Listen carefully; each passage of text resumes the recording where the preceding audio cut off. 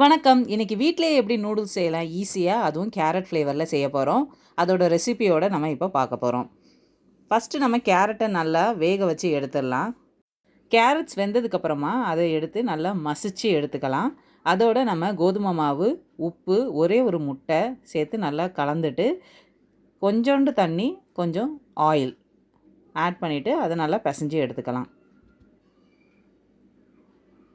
இதை நீங்கள் சப்பாத்தி மாதிரி உருட்டி கட் பண்ணுறதாகவும் பண்ணலாம். அப்படி இல்லைனா ஈஸியாக முடிக்கணுன்னா இந்த மாதிரி இடியாப்பம் சுற்றுறதுல நம்ம அதை போட்டு மாவை உள்ளே போட்டு ஆஸ் யூஷுவல் நம்ம தண்ணியை நல்லா கொதிக்க வச்சு அதில் டைரெக்டாக இதை நம்ம பிழிஞ்சு விட்டுடலாம்.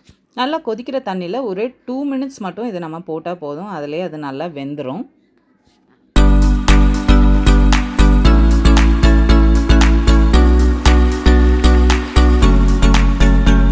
ஒரு 2 மினிட்ஸ்க்கு அப்புறமா அதை வெளியே எடுத்துடலாம். வெளியே எடுத்ததுக்கப்புறமா ஒரு வடிகட்டியில் போட்டு பச்சை தண்ணியை அது மேலே ஊற்றிடலாம்.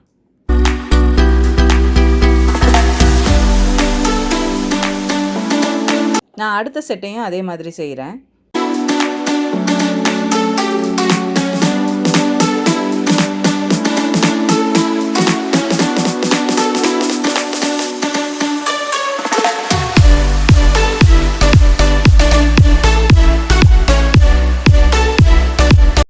வீட்டிலேயே நம்ம இந்த மாதிரி செஞ்சிடலாம். ஸோ சின்னதாக வேணும்னா சின்ன சைஸு அச்சை நம்ம யூஸ் பண்ணோன்னா அதுக்கேற்ற மாதிரி இங்கே வந்துடும்.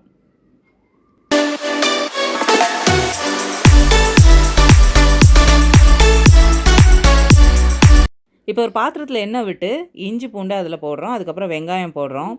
அதுக்கப்புறம் கேப்சிகம் அண்ட் கேரட்டை ஆட் பண்ணுறோம்.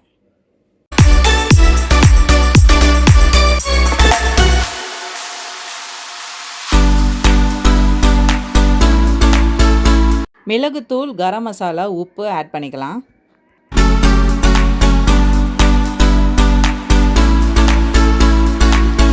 அதுக்கேற்ற சோயா சாஸ், 1/4 கரண்டி வினிகரும் ஆட் பண்ணிக்கலாம்.